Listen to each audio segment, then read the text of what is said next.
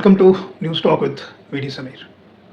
पंजाब के अंदर बहुजन समाज पार्टी और श्रोमणी अकाली दल के बीच गठबंधन लगभग अब तय है। इसका सबसे बड़ा रीज़न ये है कि भारतीय जनता पार्टी ने जो 2027 का पंजाब विधानसभा चुनाव है वो कहीं ना कहीं अकेले लड़ने का मन बना लिया है,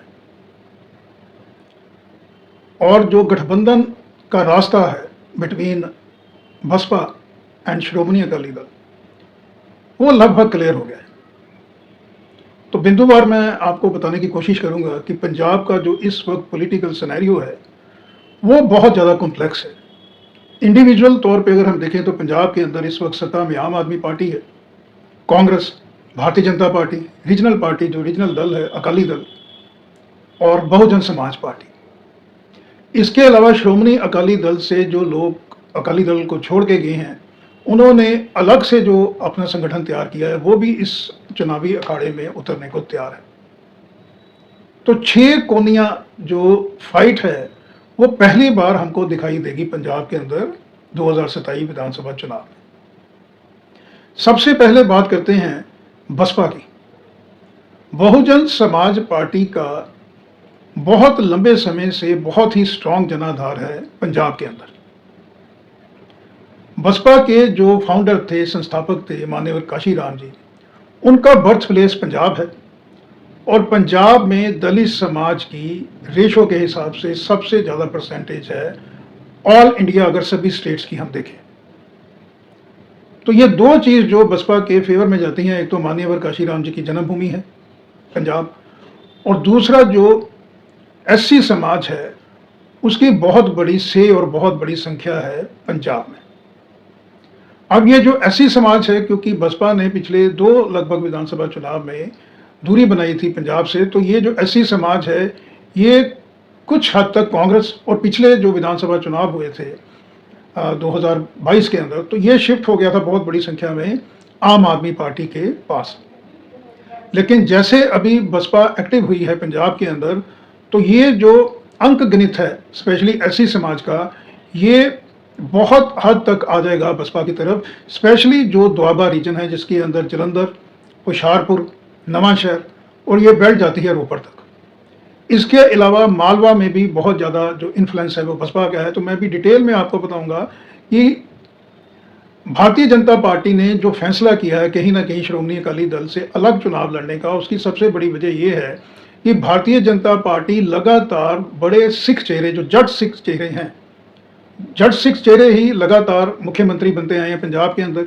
चाहे सरदार प्रकाश सिंह बादल थे, कैप्टन अमरिंदर सिंह, मान साहब जो अभी सीएम हैं भगवंत सिंह मान साहब, ये सभी के सभी जट सिख चेहरे हैं, और जट सिख चेहरों का बहुत इन्फ्लुएंस है पंजाब के अंदर, और भारतीय जनता पार्टी लगातार जट सिख चेहरों को शामिल कर रही है पंजाब के अंदर। अब पिछले कल 2 रोज पहले जगमीत सिंह बराड़ जो मेंबर पार्लियामेंट रहे हैं, और जो पंजाब के सीएम मान साहब के ओएसडी थे फॉर्मर चरणजीत सिंह बराड़, ये दोनों ज्वाइन किए हैं बीजेपी के अंदर।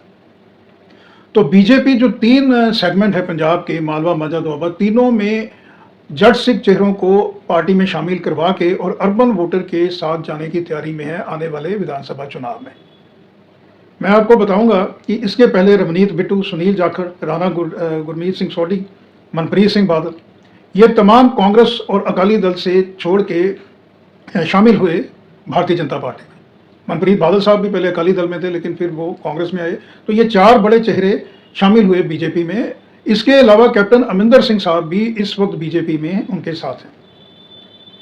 ये जो तमाम चेहरे हैं, जगमीत सिंह बराड़, चरणजीत सिंह बराड़, राणा गुरमीत सोढ़ी, मनप्रीत बादल और कैप्टन साहब, ये मालवा में कमान संभालेंगे भारतीय जनता पार्टी की। इसके अलावा जो फॉर्मर प्रेसिडेंट थे कांग्रेस के सुनील जाखड़ साहब, वो भी अभी बीजेपी में है, उनका भी अच्छा खासा दखल है मालवा में। तो भारतीय जनता पार्टी ने मालवा लगभग कवर कर लिया है।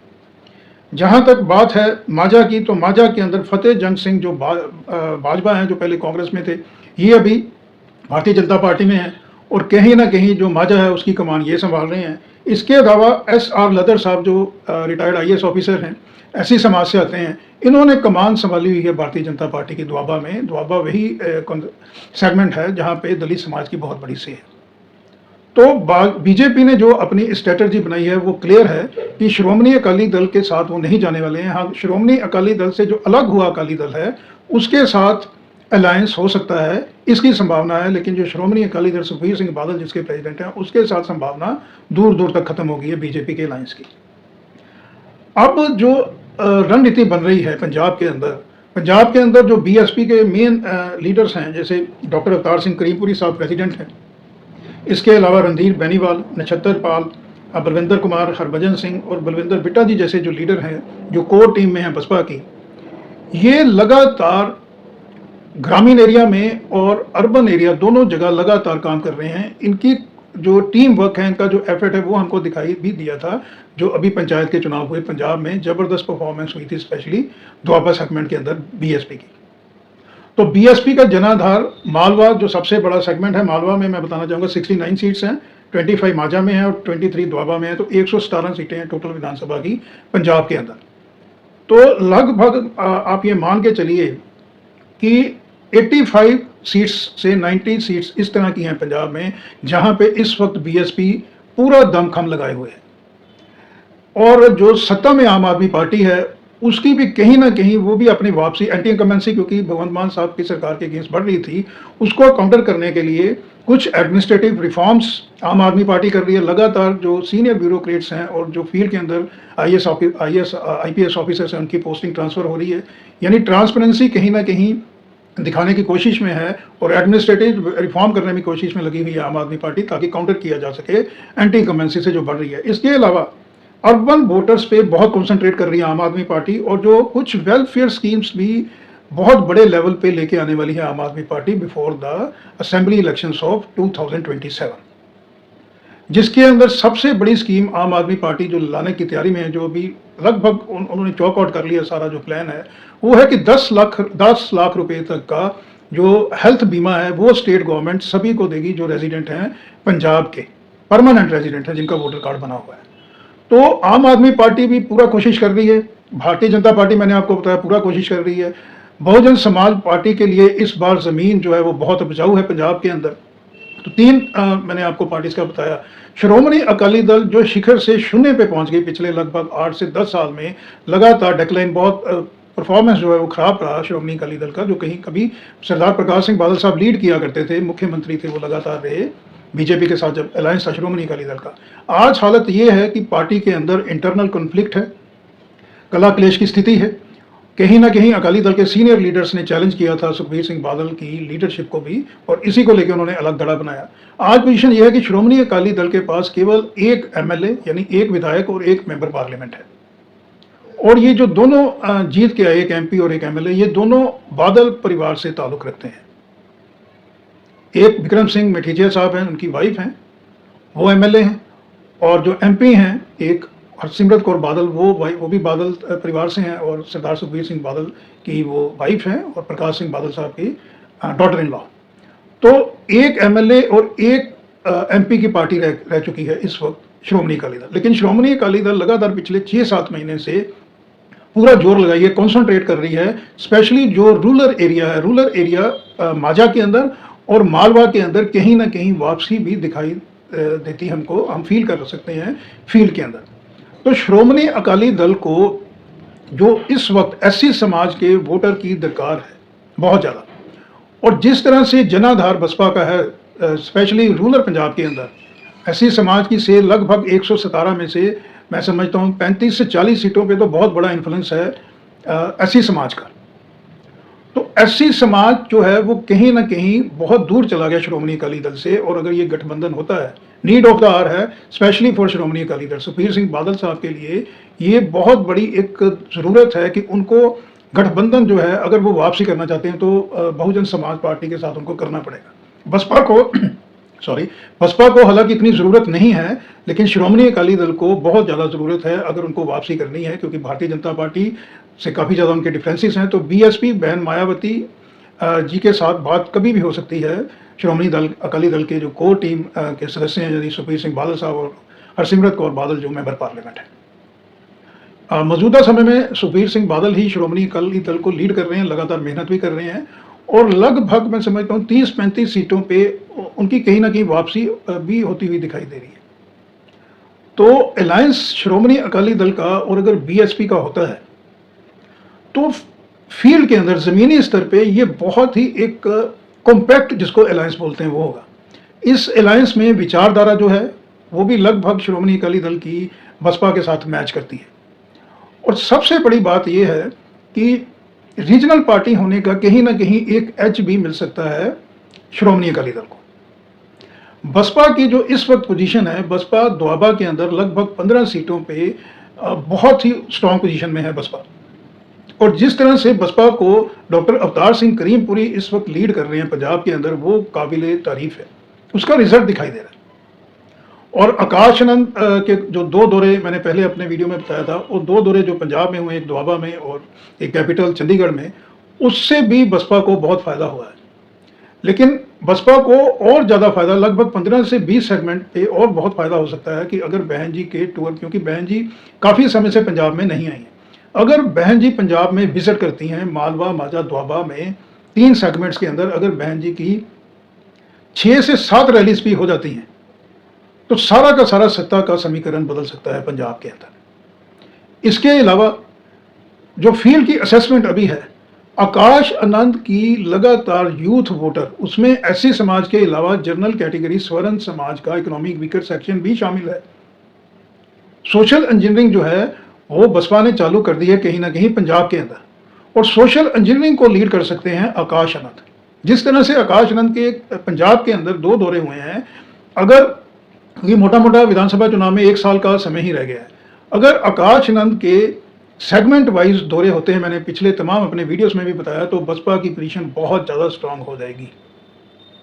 60 सीटों का अंक नित है, 59 सीट्स का सरकार बनाने के लिए पंजाब में। और बसपा अगर इस बार कोशिश करती है, since I belong to Punjab और पंजाब की पॉलिटिक्स को मैं पिछले लगभग 2 दशक से बहुत क्लोजली मॉनिटर कर रहा हूँ, मैं ये समझता हूँ कि आज की डेट में सत्ता में आम आदमी पार्टी के अगेंस्ट एंटी कंबेंसी है, लगातार बढ़ रही है। कांग्रेस जो इस वक्त सेकंड नंबर पे कहीं पहले था पंजाब के अंदर, इन फाइटिंग की वजह से मैं समझता हूँ वो पीछे जा रहा है कांग्रेस। भारतीय जनता पार्टी जिस तरह से कांग्रेस से स्पेशली बड़े बड़े लीडर्स को शामिल करवा रही है अपने साथ, तो भारतीय जनता पार्टी की पोजीशन कुछ पहले से ज़रूर बेहतर हो जाएगी। लगभग 25 से 30 सेगमेंट में भारतीय जनता पार्टी अच्छा परफॉर्म करने जा रही है।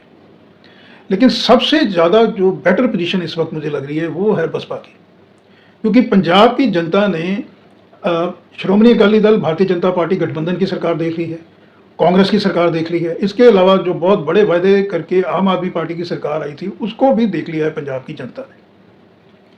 पंजाब जो एक वक्त पहली 2-3 स्टेट्स के अंदर होता था इकोनॉमिक फ्रंट के हिसाब से, हर चीज़, चाहे वो लॉ एंड ऑर्डर है, इकोनॉमी है और एग्रीकल्चर है, इनफैक्ट जो एग्रो बेस्ड इंडस्ट्री है, उसको लेके पंजाब की परफॉर्मेंस बड़ी अच्छी थी। लेकिन पिछले लगभग 2 दशक से पंजाब का डाउनफॉल आ रहा है, इकोनॉमिक फ्रंट पे आ रहा है। यूथ जो है पंजाब का वो बाहर तमाम जो USA, Canada, Australia, New Zealand, England जैसे देशों में जा रहा है, क्योंकि रोजगार भी नहीं है पंजाब के अंदर। और इसके अलावा पंजाब का लॉ एंड ऑर्डर जो है वो बहुत ज़्यादा, उसकी पोजीशन भी चिंताजनक है।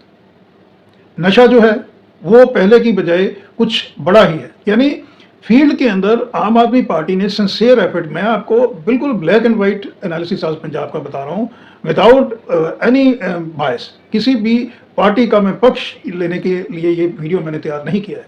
आम आदमी पार्टी लगातार पंजाब में मेहनत ज़रूर कर रही है।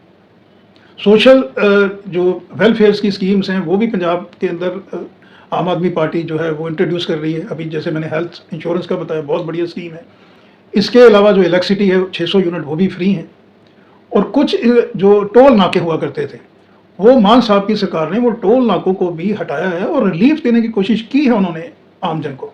लेकिन क्योंकि एडमिनिस्ट्रेशन का उतना एक्सपीरियंस नहीं है, सबसे बड़ा जो ड्रॉबैक है, जो शॉर्टफॉल है आम आदमी पार्टी के अगेंस्ट जो जा रहा है, वो ये है कि पहली बार विधायक बन के आए थे, मैक्सिमम परसेंटेज जो इस वक्त विधायक या मिनिस्टर हैं वो पहली बार ही चुनाव जीत के आए हैं असेंबली के अंदर। भगवंत सिंह मान साहब को, अगर हम भगवंत मान साहब को छोड़ते हैं, वो मेंबर पार्लियामेंट भी लगातार रहे संगरूर से, उनको छोड़ के ये टीम जो है आम आदमी पार्टी की, ये बिल्कुल एक नई टीम है। और एडमिनिस्ट्रेशन को किस तरह से टैकल करना है ये चीज़ लैग कर रही है। इसी वजह से अरविंद केजरीवाल और मनीष सिसोदिया ने डेरा लगाया हुआ है पंजाब के अंदर कि किस तरह से एडमिनिस्ट्रेशन से काम लेना है।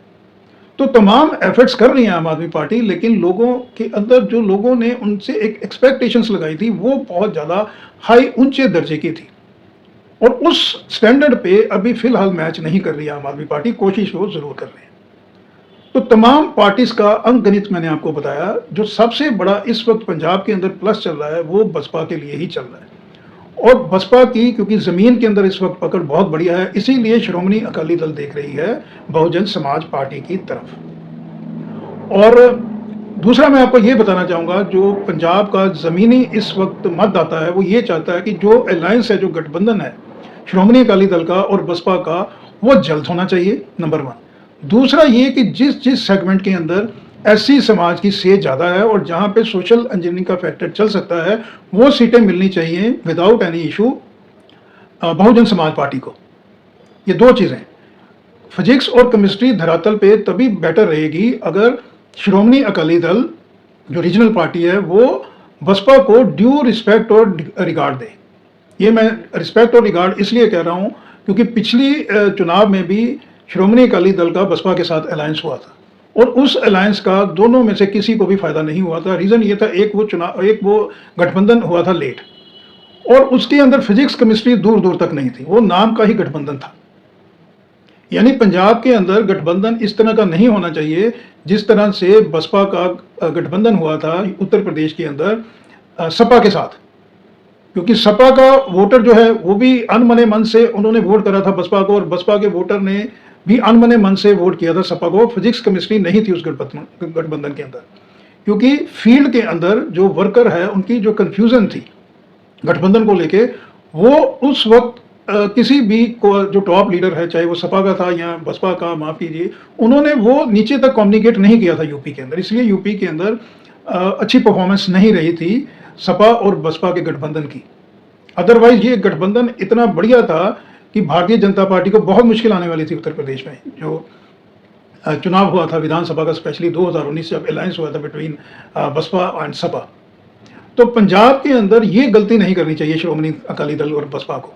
सबसे पहले जो इस गठबंधन के प्रोस कॉन्स हैं उसके ऊपर जो टॉप लीडरशिप है, जैसे टॉप ब्रास है, वो जितने कोर इस तरह के इश्यूज हैं, कुछ कॉन्फ्लिक्टेड इशू हैं, वो सॉर्ट आउट होने चाहिए हाईएस्ट लेवल पे। यानी बहन जी आकाशनंद करीमपुरी साहब देखें, और श्रोमणी अकाली दल की तरफ से सुखबीर बादल और हरसिमरत बादल जो हैं वो ही टैकल करें, और उसके बाद गठबंधन होने से पहले और गठबंधन होने के दौरान नीचे तक अपने अपने वर्कर्स को ये कम्युनिकेट किया जाए कि किस तरह से ये गठबंधन फायदेमंद है पंजाब की ऑल राउंड डेवलपमेंट के लिए।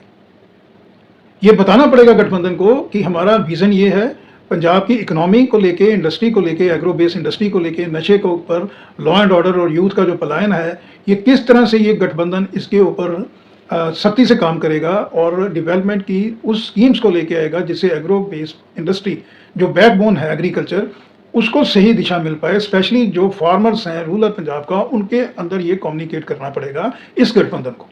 और अगर बसपा और श्रोमणी अकाली दल का गठबंधन ये नीचे तक कम्युनिकेट करता है तो फिर 2027 में इस गठबंधन की सरकार को रोकना, फिलहाल जो आज का प्रेजेंट सिनेरियो है उसमें बहुत मुश्किल हो जाएगा दूसरे दलों के लिए।